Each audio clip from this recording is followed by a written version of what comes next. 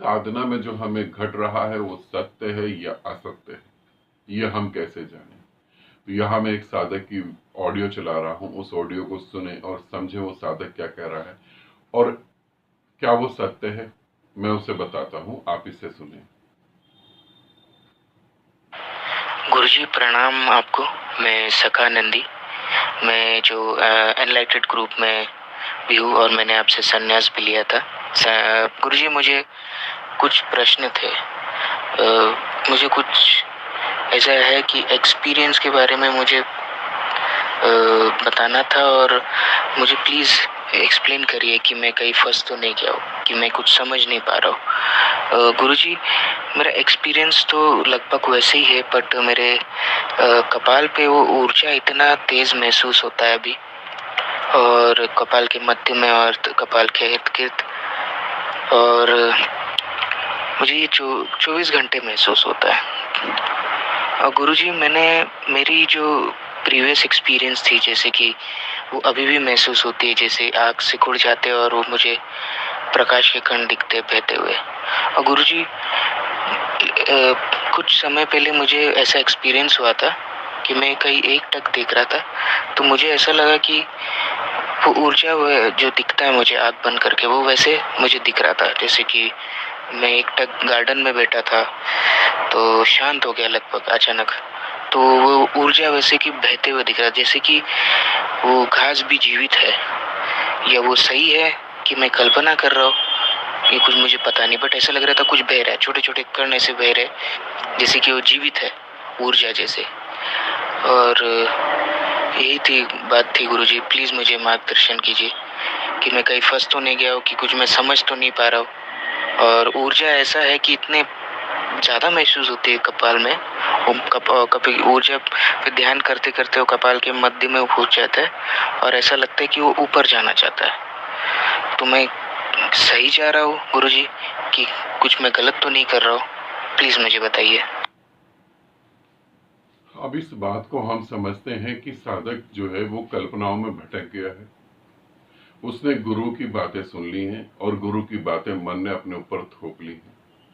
ऐसा भी हो सकता है कि ये साधक भटक गया हो, मगर ये साधक बिल्कुल नहीं भटका। तुम अगर ऐसा बोलते हो और ये तुम्हारा अनुभव नहीं है, तो तुम्हारी आवाज में कुछ चेंज हो जाएगा, तो जो है पता लगेगा कि तुम भटक गए। मगर ये साधक जो बता रहा है वो बिल्कुल ठीक है, वो बिल्कुल सही है। जब पहले, सबसे पहले भीतर जो है, ध्यान रखना, सबसे पहला दर्शन भीतर होगा, आंख बंद करके परमात्मा का। सबसे पहले ऊर्जा भीतर दिखेगी बंद आंखों से, और अगर वो सत्य है तो वो फिर खुली आंखों से भी दिखेगी। और अगर भीतर दिख रही है और बाहर नहीं दिख रही तो वो अभी असत्य है, अभी वो पूरी तरह से तैयार नहीं हुई, अभी वो पूरी तरह से पकी नहीं है, अभी वो पूरी तरह से मजबूत नहीं हुई, अभी हो सकता है शुरुआत हुई हो, तो अभी उसे हम असत्य मानेंगे। असत्य का अर्थ क्या है? जो आज है, आने वाले समय में उसका अस्तित्व नहीं है। सत्य का मतलब क्या है? जो कल भी था, जो आज भी है, जो कल भी होगा, तीनों कालों में एक जैसा जो बना हुआ है वो सत्य है, उसे हम सत्य कहेंगे, है ना। तो मगर ये बात थोपी भी जा सकती है। ये बात सुन के कोई भी साधक कह सकता है कि मुझे बंद आंखों से भी ऊर्जा दिख रही है और खुली आंखों से भी ऊर्जा दिख रही है। ये हो सकता है। मन ऐसा बार बार अगर आप बोलेंगे तो आपको ये दिखना भी चालू हो जाएगा, मगर वो मन का धोखा होगा। क्योंकि बहुत सारी और भी बातें जो इस साधक ने मुझे नहीं बताई हैं, मगर इस साधक नंदी के जीवन में वो घट रही है। उसने मेरे को पूरी बातें नहीं बताई, थोड़ी बताई है, बहुत कुछ बच गया है, मगर वो घट रहा है। ऐसे ही जब आप साधना करेंगे और आपको ऐसा ही दिखेगा तो आपके साथ भी बहुत कुछ इसके अलावा घट रहा है, बहुत चेंजिंग आ रही है। इसे समझना, भ्रम होगा, धोखा होगा तो बदलाहट नहीं होगी। तुम सोचो, उबलते हुए पानी में, एक उदाहरण दे रहा हूं, उबलते हुए पानी में, बॉयल होते हुए वाटर में तुम्हारी उंगली डाल दी जाए या तुम्हारा हाथ डाल दिया जाए और तुम उस हाथ को डालकर बैठे रहो 2-3 घंटे, तो इसका मतलब पानी गर्म है? या तुम्हारे मन ने कहा कि पानी गर्म, तुम्हारे मन ने कहा। यदि सच में पानी गर्म होता तो तत्क्षण तुम्हारा हाथ उछल के अपने आप ही बाहर निकल जाता। मैं ये नहीं कह सकता कि तुम्हें हाथ निकालना पड़ेगा, तत्क्षण बाहर निकल जाता। अगर और संवेदनाएं बड़ी होती तो उस पानी की गर्माहट से हाथ अंदर जाता ही नहीं, है ना। तो क्या हुआ, सत्य क्या है, असत्य क्या है, इसे तुमने समझा।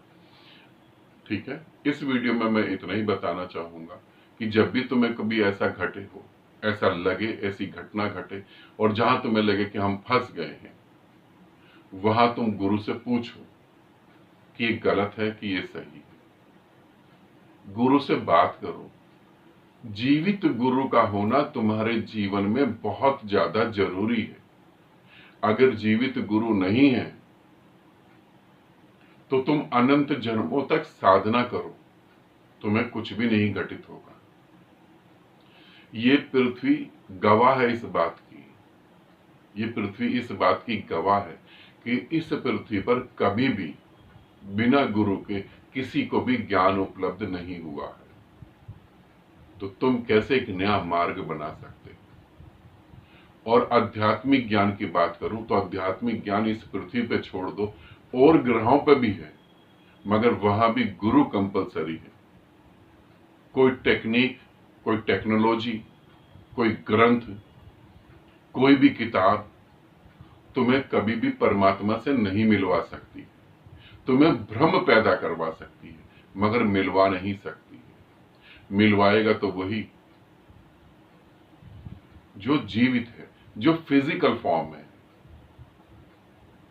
तुम एक कागज की नाव बना लो, तुम नाव की फोटो ले लो, कितनी भी धूप बत्ती अगरबत्ती करो, पूजा करो, उसको नाम जपो, उसमें कुछ भी करो, वो नाव तुम्हें कभी भी सागर से पार नहीं ले जाएगी।